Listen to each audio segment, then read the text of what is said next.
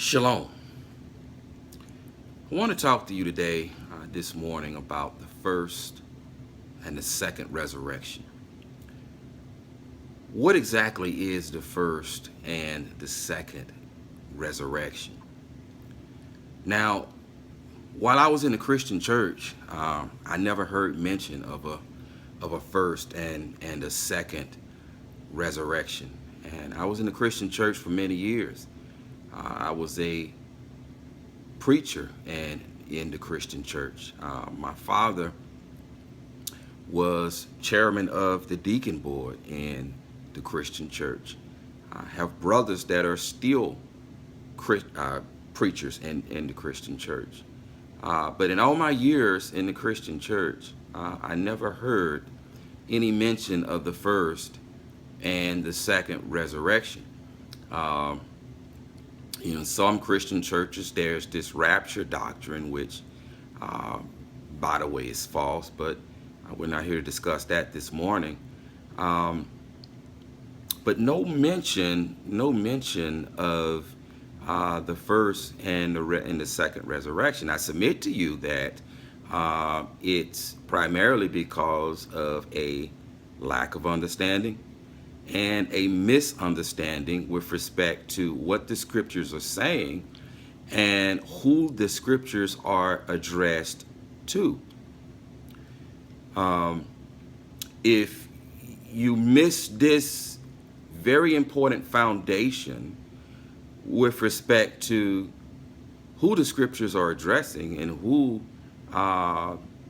the Nabiim, or the prophets, and the writings and the Torah and Yahusha and the Talmudim, and who they were sent to and who they were addressing, then that's kind of going to throw off all of your understanding with respect to not only the first and the second resurrection, but how that relates to deliverance, salvation, the inheritance, the covenants, the promise, and I could go on and on and on.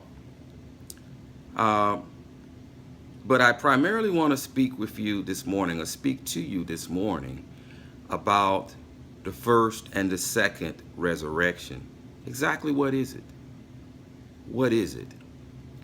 Well, let me preface that question with a scripture. And if you don't have your scriptures, now is a good time to go ahead and pause this video, run and get your scriptures. And we're going to go through a few scriptures this morning to expectantly gain some understanding and some context with regards to the first and the second resurrection, and who will be involved in the first resurrection and who will be involved in the second resurrection. And so if you don't have your scriptures, now's a good time to pause this video, go run and go grab them, and come back and let's gain some understanding together. We're going to start, again, I will preface that question, the previous question, what is the first and the second resurrection, with Shemoth, that is Exodus, the 4th chapter, beginning at verse 22. And it reads, "Then you are to tell Pharaoh, Yahuwah says, Yasharal is my firstborn son, is my firstborn son."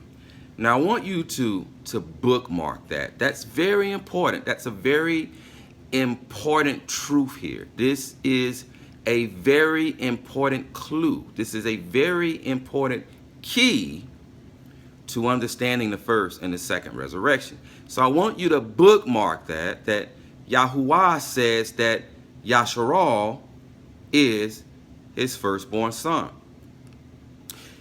And not only that, but I challenge anyone, whether you are a so-called theologian, whether you have a doctorate of theology or masters of theology, or a bachelor's degree in biblical studies, or whatever, or if you're just one who just reads the scriptures. I challenge you to go through the scriptures, all 66 books of what's been published by men, and even look through the Apocrypha if you believe or accept the Apocrypha as scripture. I do, and really it doesn't matter whether or not you accept it or not as scripture. That has no bearing of whether or not it's scripture or not, because it indeed is.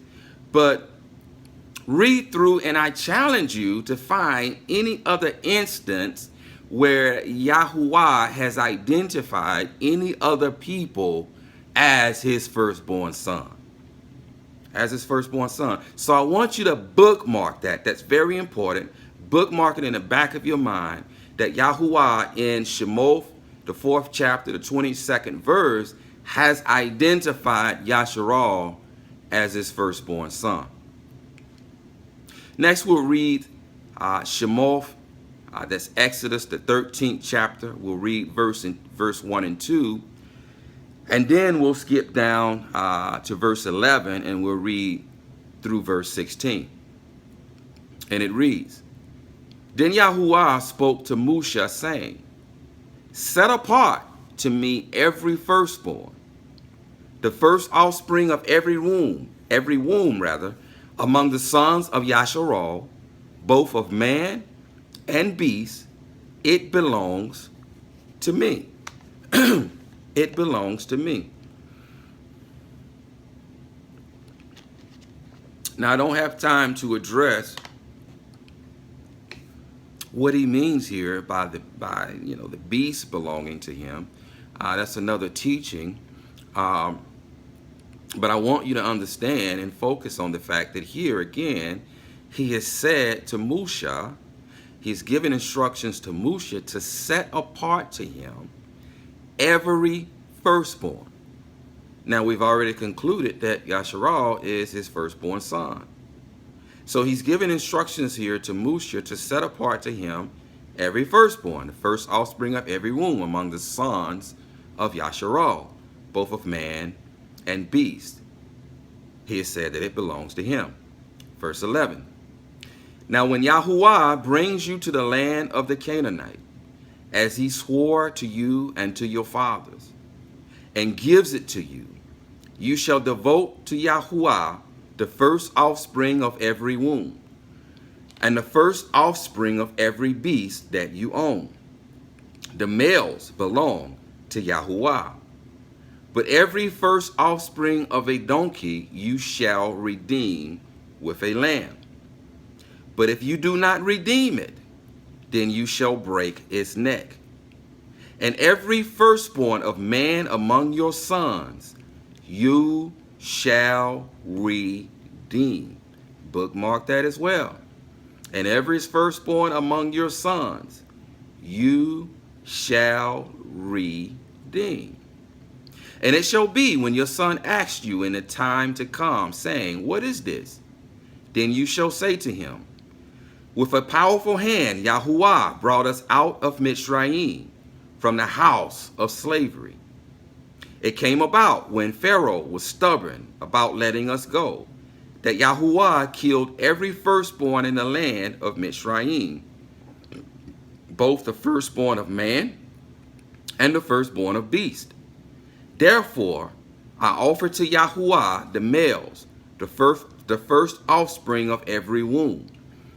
But every firstborn of my sons I redeem. I'm going to repeat that. But every firstborn of my sons I redeem. Again, we established with the very first scripture that Yasharal is the firstborn son of Yahuwah. So it shall serve as a sign on your hand and as a phylacteries on your forehead. For with a powerful hand Yahuwah brought us out of Mitzrayim. To add more context, we'll skip over to Bamidbar. That's Bamidbar, which is Numbers, By midbar, meaning in the wilderness. In the wilderness. So we'll read by midbar, the 18th chapter, and we'll start at verse 8, reading through verse 24 to gain a little bit more context with respect to the offerings and with respect to how that relates to the first fruits or the firstborn sons and the remaining tithe. Then Yahuwah spoke to Aharon, this is verse 8, "Now behold, I myself have given you charge of my offerings, even all the set-apart gifts of the sons of Yasharal. I have given them to you as a portion, and to your sons as a perpetual allotment." What does perpetual mean? Yeah, it means continual, right? It's a continual thing without an end. A perpetual allotment. "This shall be yours from the most set-apart gifts reserved from the fire. Every offering of theirs, even grain offering and sin offering, and every guilt offering, which they shall render to me, shall be most set apart for you and for your sons. As the most set apart gifts, you shall eat it. Every male shall eat it.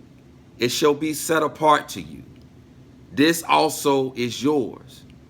The offering of their gift, even all the wave offerings of the sons of Yasharal, I have given them to you and to your sons and daughters with you as a perpetual allotment." That's the word perpetual again. Again, what does it mean? It means continual. It continues to renew year after year after year after year without end. "Every one of your household who is clean may eat it. All the best of the fresh oil, and all the best of the fresh wine and of the grain, the first fruits of those which they give to Yahuwah, I give them to you. The first ripe fruits of all that is in their land, which they bring to Yahuwah, shall be yours.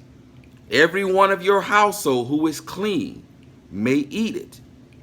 Every devoted thing in Yasharal shall be yours. Every first issue of the womb of all flesh." Every first issue of the womb of all flesh. In other words, every firstborn, every first fruit of all flesh, whether man or animal, which they offer to Yahuwah, shall be yours. Now, we've already concluded and we've already established that the firstborn of man, or the firstborn sons of man, he redeems with the firstborn of an animal. A firstborn for a firstborn, a soul for a soul, a firstborn soul for the soul of a firstborn. It's simple. He established this in the garden. He established this in the garden. I know I'm getting ahead of myself. Well, I'm not going to get ahead of myself. I'm going to stay the course. I'm going to stay here. I'm going to stay here. Every first issue of the womb of all flesh, whether man or animal, which they offer to Yahuwah, shall be yours. Nevertheless, the firstborn of man you shall surely redeem. And the firstborn of unclean animals you shall redeem.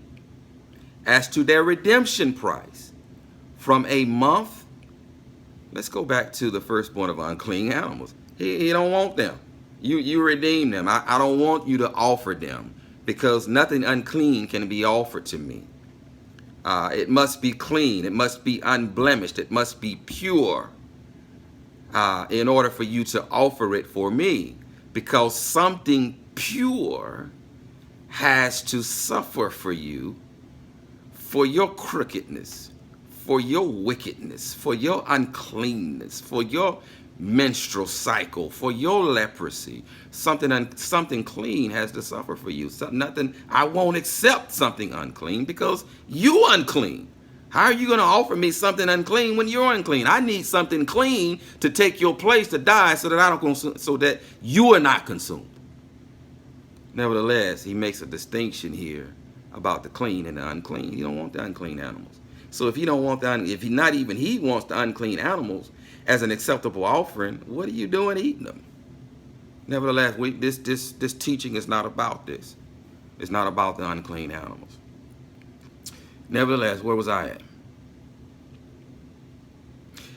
As to their redemption price from a month old, you shall redeem them by your valuation, 5 shekels in silver, according to the shekel of the set apart place, which is 20 gerahs. Here he says, as to their redemption price, from a month old, you shall redeem them. And so this is why every month or every new moon, there was a new moon feast, because the people partook of the offerings. Every month, every new moon, this was the time of redemption. This was the time of the redemption offerings. And so this is why the new moon feast was celebrated, and this is why we still celebrate them. We don't partake of the offerings, but we still celebrate the new moon feast. Nevertheless, but the firstborn of an ox, or the firstborn of a sheep, or the firstborn of a goat, you shall not redeem. They are set apart. You don't redeem them. They set apart to me. Because with them, the firstborn of them, I want their blood in place of your blood, so that you are not consumed. You shall sprinkle their blood on the altar, and shall offer up their fat and smoke as an offering by fire, for a soothing aroma to Yahuwah.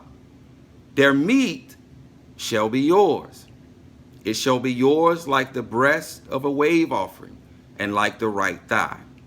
All the offerings of the set-apart gifts which the sons of Yasharal offer to Yahuwah, I have given to you and your sons and your daughters with you as a perpetual allotment. Here's perpetual again. Again, what does it mean? It means it continues to renew year after year after year after year without end. He follows that up with this. It is an everlasting covenant of salt. How long is everlasting? Before Yahuwah to you and your descendants with you. Then Yahuwah said to Aharon, you shall have no inheritance in their land, nor own any portion among them. I am your portion, and your inheritance among the sons of Yasharal. To the sons of Levi, Alui, behold, I have given all the tithe, the 10th, and Yasharal for an inheritance, in return for their service which they perform, the service of the 10th of meeting. The sons of Yasharal shall come near the 10th of meeting again, shall not come near the 10th of meeting again, or they will bear sin and die. Only the Luim, or the Levites, shall perform the service of the 10th of meeting, and they shall bear their iniquity. It shall be a perpetual statute throughout their generations, and among the sons of Yasharal they have no inheritance. For the tithe of the sons of Yasharal, which they offer as an offering to Yahuwah, I have given to the Luim for an inheritance. Therefore, I have said concerning them, they shall have no inheritance among the sons of Yasharal. Now again, this video is not about the tithe. It's not about tithing. But as we see in scripture here, it is established that a tithe is food. A tithe is food from the fields or the flocks or the herds. It is food. It has never been money. It's never been about money. So again, this video is not about tithing. That's another video. But we need to establish this fact that a tithe has never been about money. It's always been about food so that the Levim or the Levites could eat. So before moving on, to give you a bit of context about what we just read in Bamidbar, all Kohen or priests are Levim or Levites, but not all Levites or Levim are Kohen. Only the sons of Aharon, or who are the seed of Aharon, qualify as Kohen. The rest of their brothers of the tribe of Lewi or Levi were given to them to assist them in the service of the Hekel, what the world calls temple. And for their service, for the service of the Kohen and the Kohen Gadol, and for the service of the Lewi, the first fruits of the land, and the first fruits of the flocks of the herd were given to the Kohen because they had no portion, they had no inheritance, and so that they could eat the first fruits or the firstborn of the flocks and the herd, and the first fruits of the fields were given to them. A tithe or a tenth of the flocks of the herds or of the fields was given to the Levites for their service. And so now that we have context, we need to gain further understanding.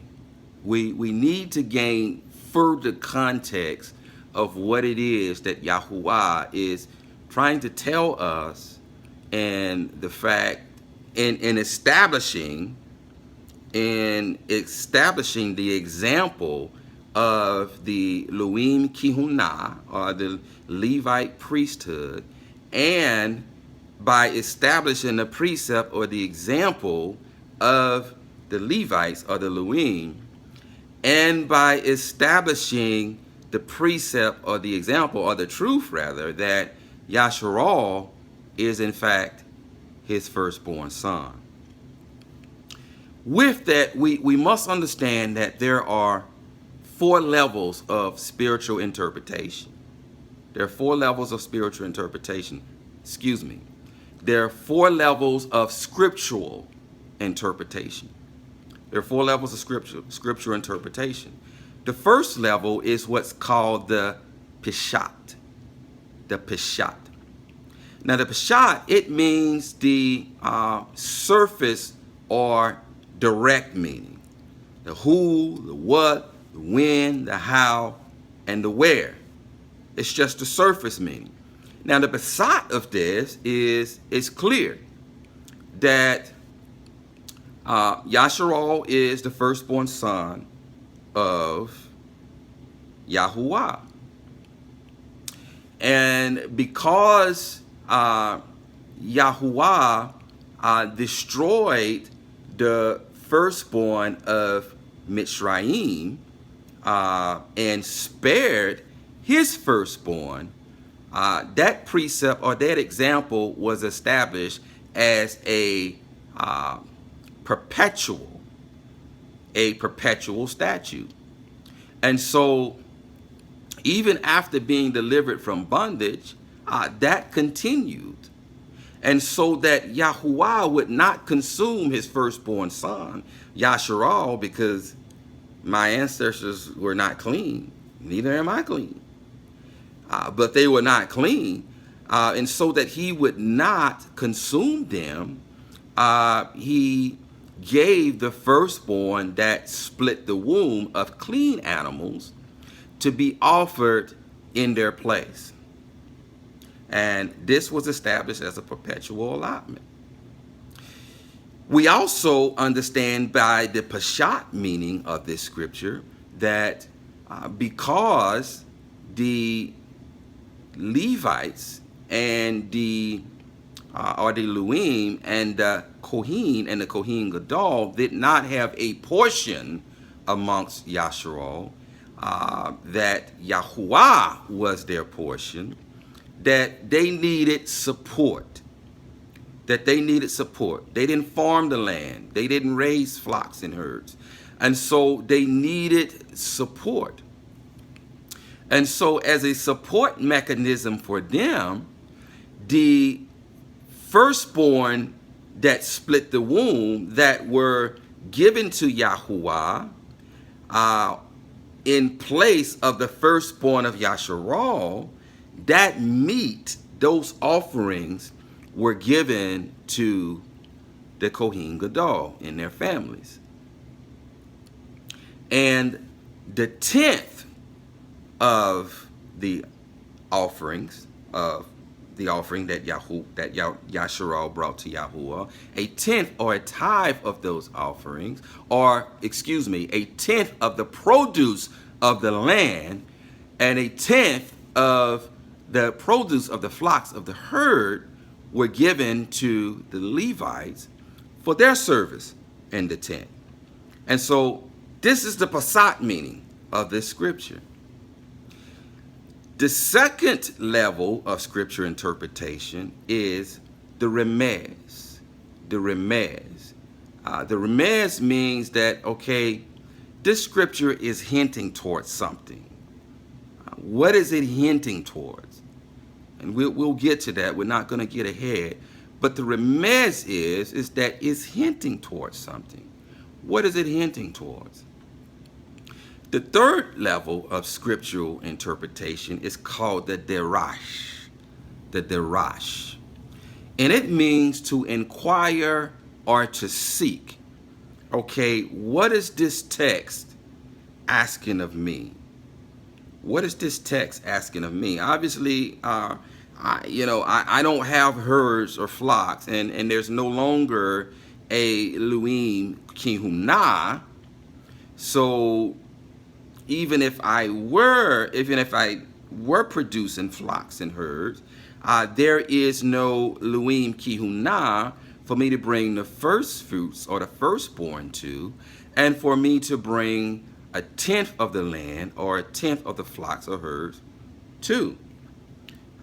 So what is this text asking of me?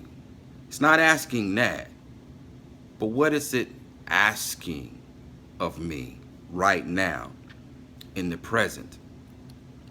And then we get to the fourth level of scriptural interpretation, which is called the Sud. The Sud. It's spelled S-U-D, and it is pronounced like wood. So the Sud, the Sud. Its meaning is the area that has to do with mystery or a hidden thing. The area that has to do with mystery or a hidden thing. So, we've already covered the Pashat, the surface meaning.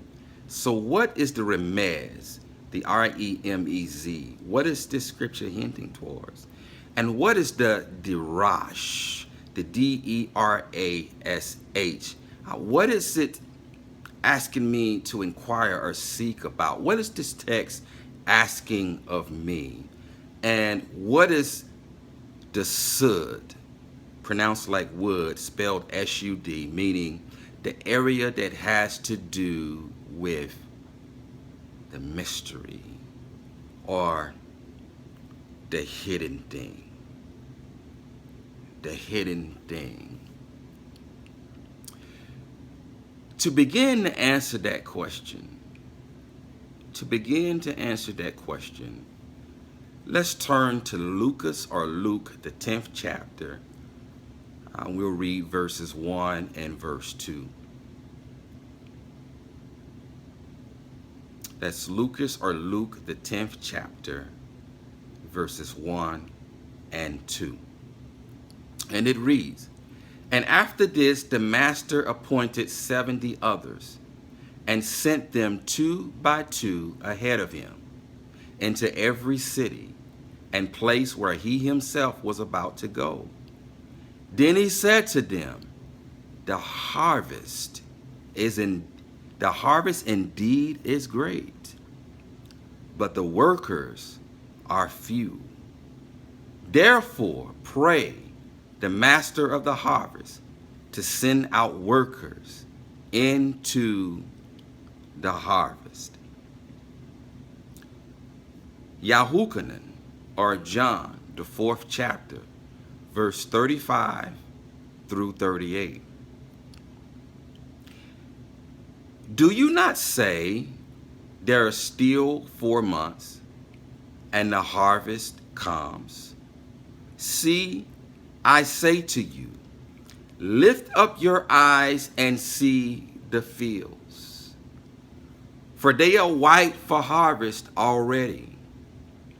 He who is reaping receives a reward and gathers fruit for everlasting life, so that both he who is sowing and he who is reaping rejoice together.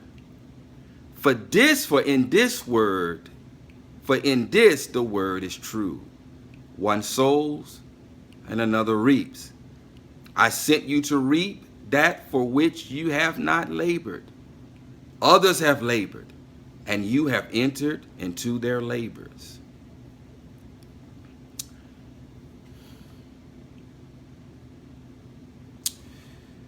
We are the harvest of Yahuwah.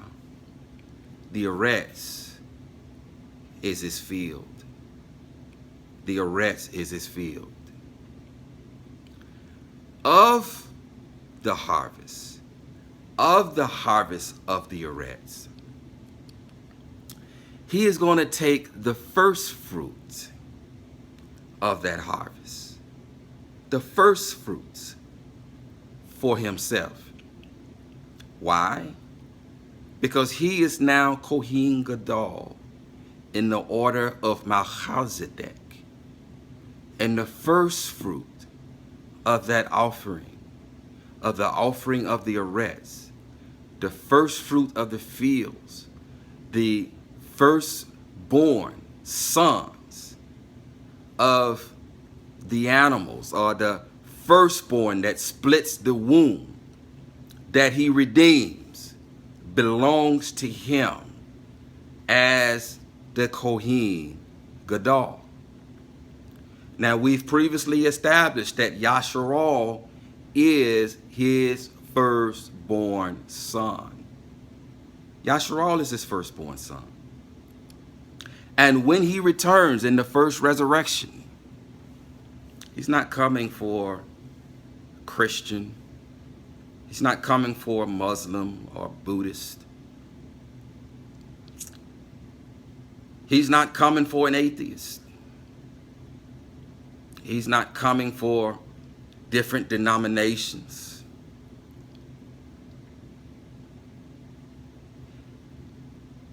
He's not coming for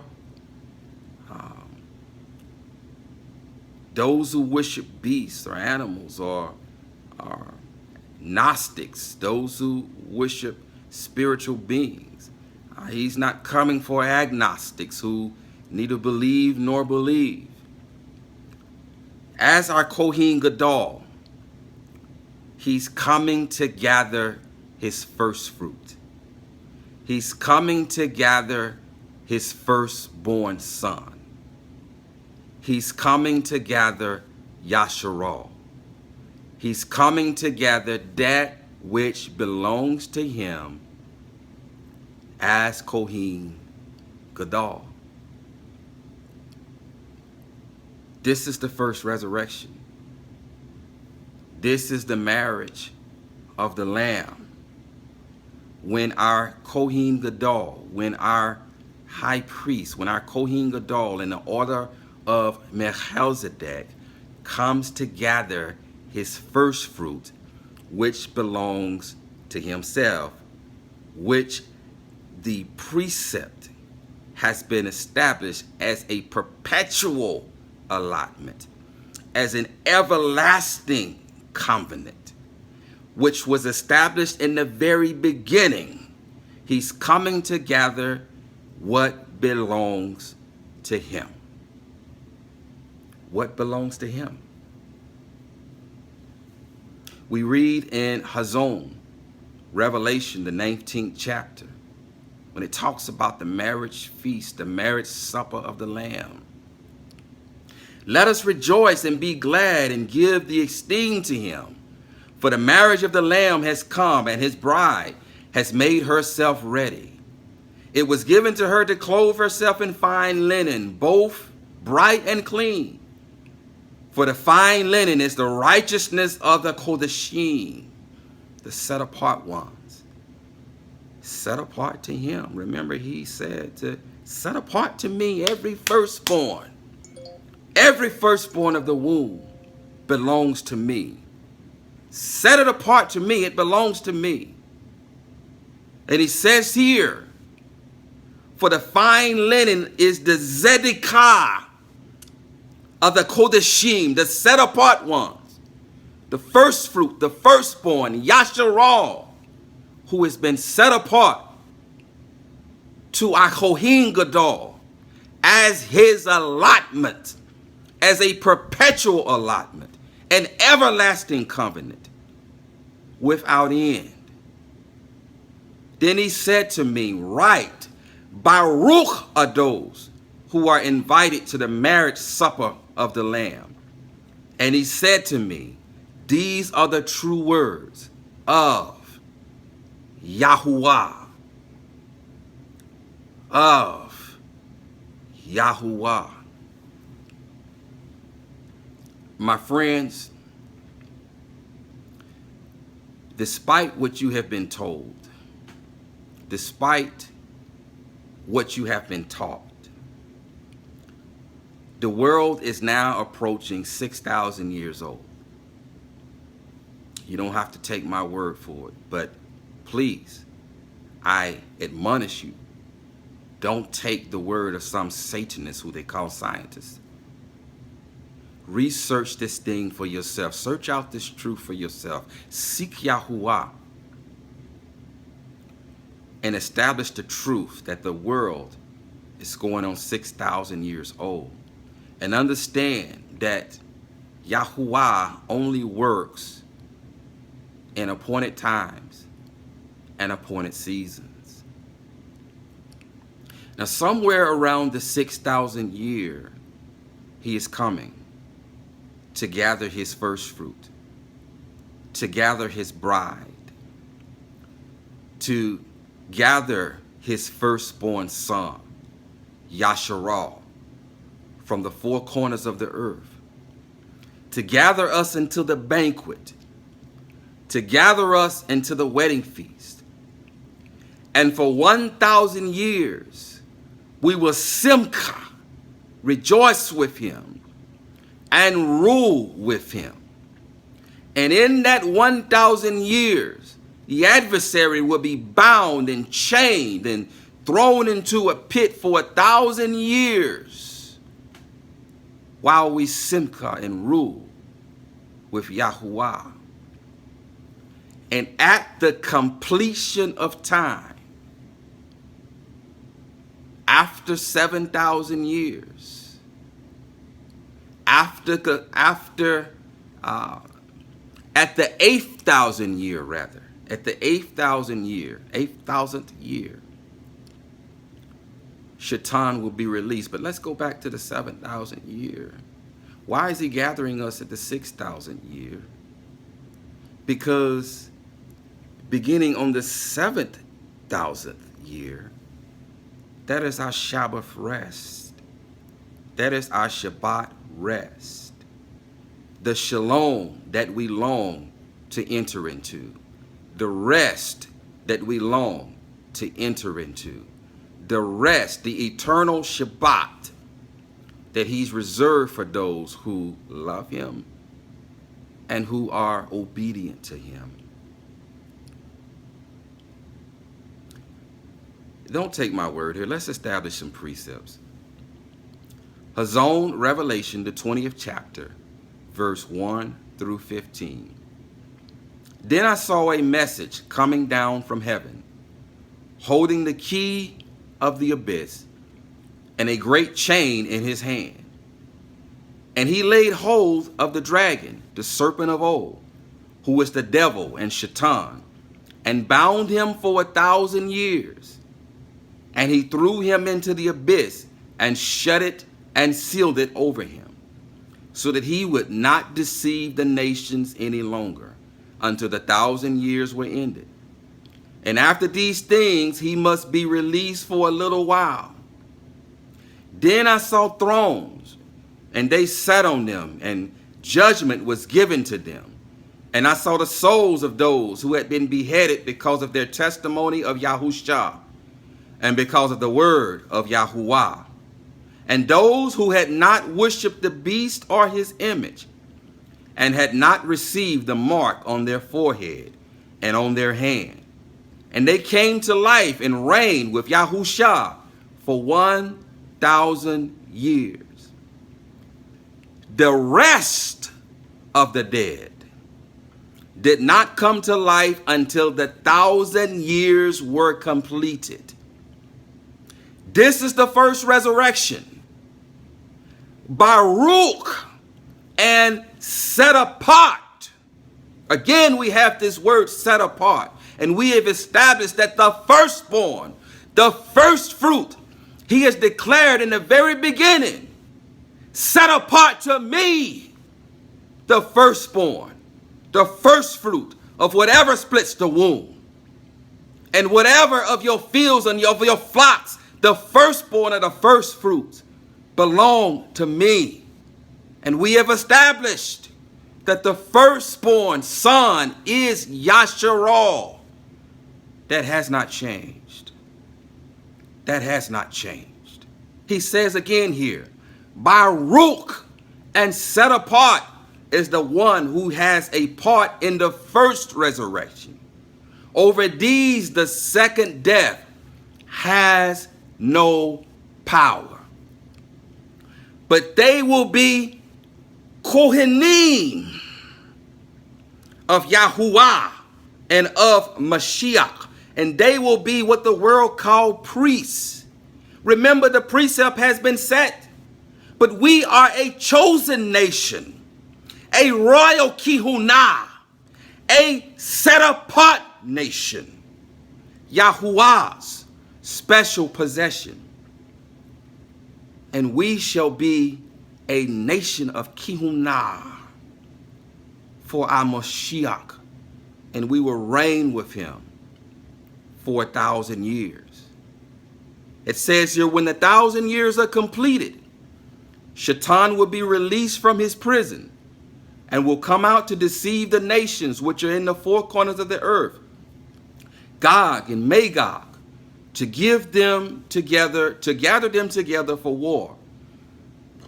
The number of them is like the sand of the seashore. And they came up on the broad plain of the earth and surrounded the camp of the Kodeshim, the set-apart ones, and the beloved city. And fire came down from Shamayim and devoured them. And the devil who deceived them was thrown into the lake of fire and brimstone, where the beast and the false Nabi, or what the world calls prophet, are also. And they will be tormented day and night forever and ever. Then I saw a great white throne, and him who sat upon it, from whose presence earth and heaven fled, and Shamayim fled away, and no place was found for them. And I saw the dead, the great and the small, standing before the throne, and the books were open, and another book was open, which is the book of life. And the dead were judged from the things which were written in the books according to their deeds. And the sea gave up the dead which were in it, and death and Hades gave up the dead which were in them. And they were judged, every one of them according to their deeds. Then death and Hades were thrown into the lake of fire. This is the second death, the lake of fire. And if anyone's name was not found written and the book of life, he was thrown into the lake of fire. Now, we've already established that the first fruit, the firstborn, the first fruit or the firstborn that cracks the womb, the first fruit of the womb or the first fruit of the land belong to the Kohen. This was established. We've already established that the firstborn of Yahuwah is Yasharal. And so we've established that also that the firstborn of the beast represents us. They took our place. They took our place. The offerings that were given to the Kohen is a representation, is a precept. See, this is the sud. This is that hidden thing. This is that hidden thing. The first fruit that were given to the Kohen Gadol, we are that first fruit. We are the firstborn son, Yasharal, and we belong to our Kohen Gadol, Yahusha HaMashiach. We belong to him.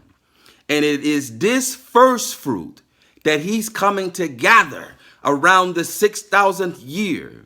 And it is this first fruit who will reign and who will rule with Hamashiach for 1,000 years, who will be set apart to him, who will be a set apart Kohanim, priesthood to him, a kihuna to him.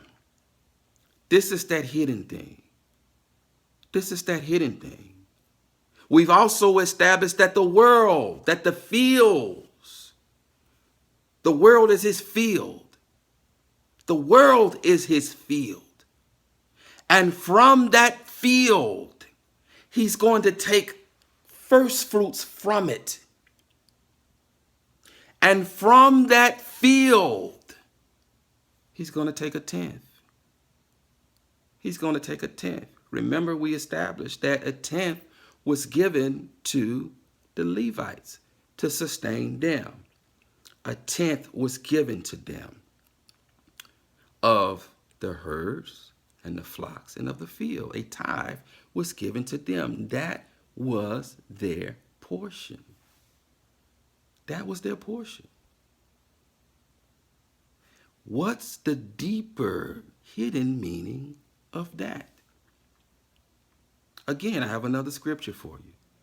Matif Yahu, the 5th chapter, verses 17 through 19. And it reads, "Do not think that I come to destroy the Torah or the Nabiim. I did not come to destroy, but to complete. For truly I say to you, till the Shamayim and the Arets pass away, one yod, or one tittle, shall by no means pass from the Torah till all be done. Whoever then breaks one of the least of these commands and teaches men so shall be called least in the reigns of the Shamayim." Let me read that again. Whoever then breaks one of the least of these commands and teaches men so shall be called least in the reign of the Shamayim. But whoever does and teaches them, he shall be called great in the reign of the Shamayim. He shall be called great in the reign of the Shamayim. Now, we've already established that the first fruit, I want to keep emphasizing this so that you get this, so that it sinks down deep into your nefesh, that the precepts have already been established. You just have to have eyes to see and ears to hear and a heart that's willing to receive. The precepts have already been established. Have already been established. And so, what about the 10th? What about the 10th of the harvest? Well, I submit to you that this is the least in the Shamayim.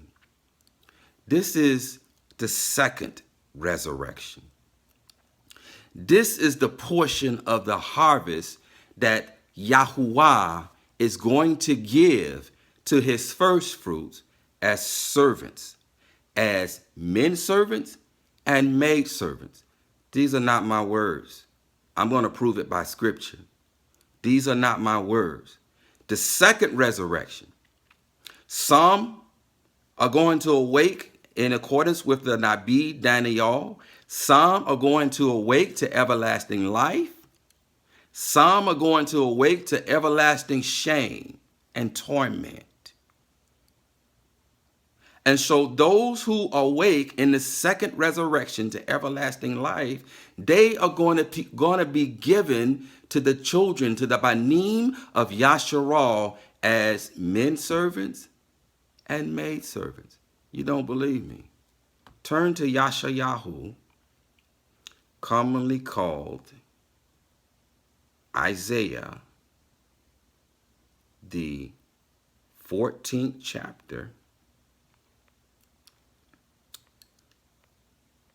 the 14th chapter, and we'll read verses 1 through 4. Because Yahuwah has compassion on Jacob, and shall again choose Yasharal, and give them rest in their own land. And the strangers shall join them, and they shall cling to the house of Jacob. And peoples shall take them, peoples meaning Yasharal, shall take them and bring them to their own place. And the house of Yasharal shall possess them for servants and female servants in the land of Yahuwah. And they shall make captives of their captors and rule over their oppressors. And it shall be in the day Yahuwah gives rest from your sorrow and from your trouble and the hard service in which you were made to serve, that you shall take up this proverb against the sovereign of Babel and say, how the oppressor has ceased, the gold gatherer ceased. The precepts have been established. The first fruits, the first fruit, the firstborn that splits the womb, and the first fruits of the land belongs to the Kohen Gadol. It belongs to Yahusha HaMashiach. Yasharal is his firstborn son. We are the first fruits. We are his bride. We are the 5 virgins that were ready. We are whom he is coming to gather at around the 6,000th year. We are who he is coming to gather.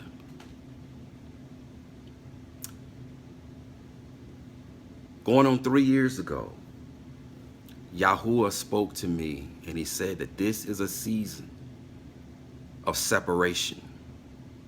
That in this season, he is beginning the separating of the wheat from the chaff on his threshing floor.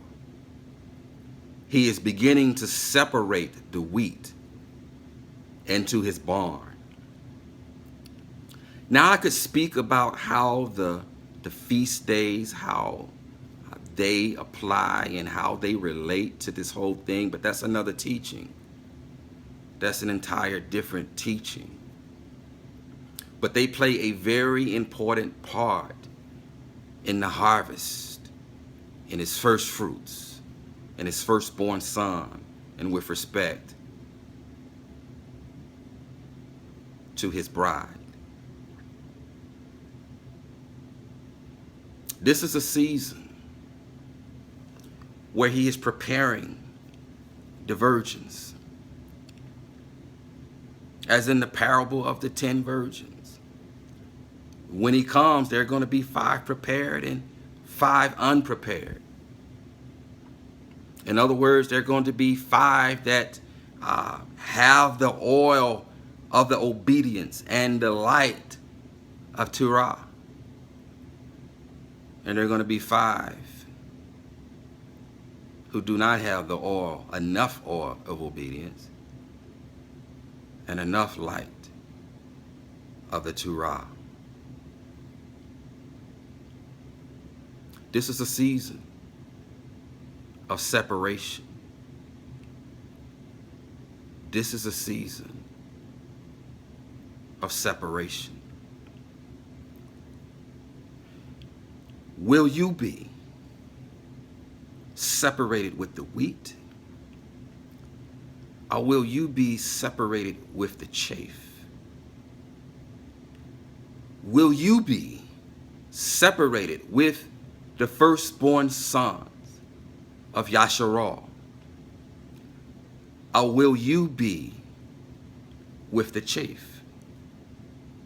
Will you be separated with the sheep, Yasharal, or will you be separated with the goats? Which will you be? Which will you be? I submit to you that it's always been about Yasharal, about his firstborn son. He has chosen no other people. From Barashif to Hazon, inclusive of the apocryphal scriptures, they are written to no other people but Yasharal. The good news is, the true Besorah, is that even you, foreigner, even you, stranger, can be engrafted into the house of Yasharal, whereby becoming an adopted son, whereby becoming first fruit, whereby becoming a equal heir or a co-heir to the covenants, to the inheritance, and to the promise. By way of Hamashiach, by way of his shed blood, and by obedience and submission to his instructions, to his Torah, and by being immersed into his name, his true name, Yahushua Hamashiach, by being dipped, not by the pagan baptism of going backwards, but by receiving the immersion, the Tabbalah of being dipped in the set apart name of Yahusha, whereby being washed from your impurities, whereby being washed from your sin, whereby being washed from your menstrual cycle, washed from your leprosy,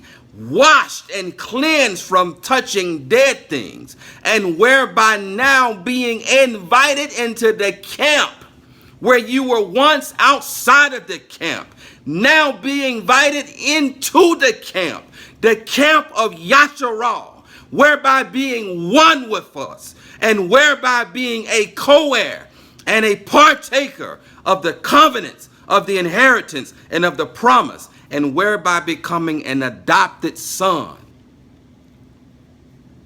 and whereby being invited to the wedding feast of the bride, Yasharal, the wedding feast of the bride.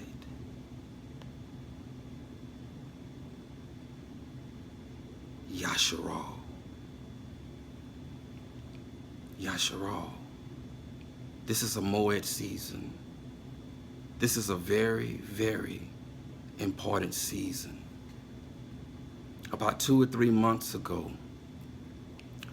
Yahuwah showed me a vision. And in that vision, I saw a sickle being swung. I saw a sickle being swung. A sickle is a tool that is used for harvesting.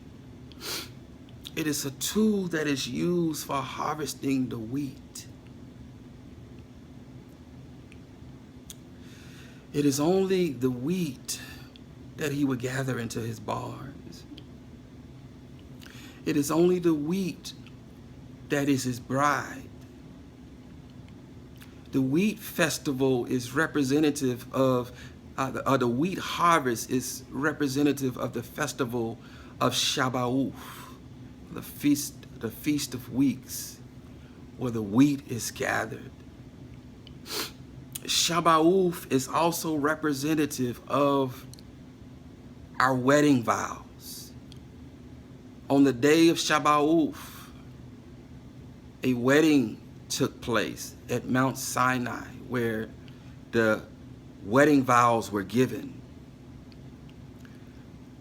On Shabbat, 2,000 years later, another wedding took place, where the wedding vows were then written on the hearts of men by the Ruach HaKodesh. The wedding feast is at hand. The wedding feast is at hand. He's getting ready to swing his sickle, to separate his wheat, to separate his firstborn sons from the chaff. Will you be amongst the wheat? Will you be amongst the wheat? I'll end this video with Luke, the 15th chapter, beginning at verse 24. Luke, the 15th chapter,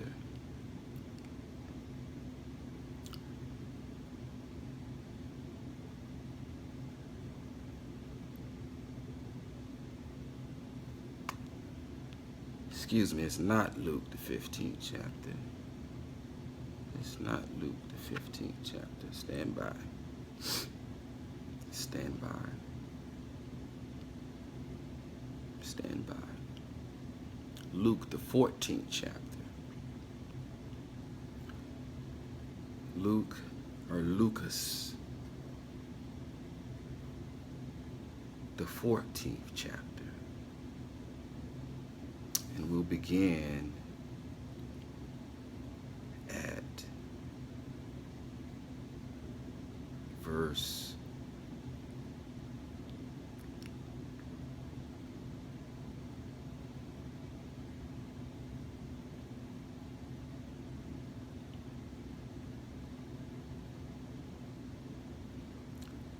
16.